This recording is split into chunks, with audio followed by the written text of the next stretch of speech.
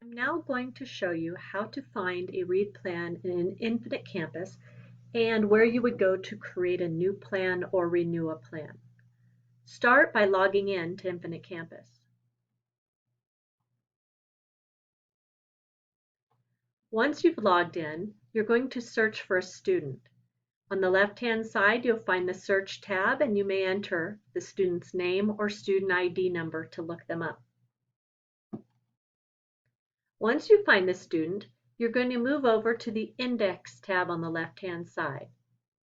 Below that, you're going to find Student Information in General, and below that, you'll find PLP, which stands for Personalized Learning Plans, and below that, you'll find General.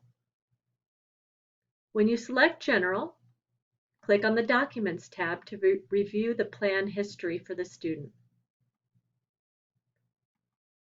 We see that this student has an advanced learning plan and had a read plan. To create a new plan or renew an expired plan, select New Document. It will then open up the plan that you're going to either create or the plan that was created. Three things you need to remember are that 1, all things in red must be completed in order for the plan to save.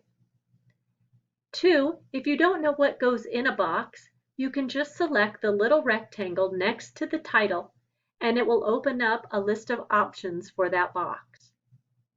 Finally, do not put an end date on any current plan. The end date is used when you are actually ending the plan or removing a student from a read plan. I can now see when I review the Documents tab for the student that they have a current read plan that was started August 5th and their previous plan was ended August 5th.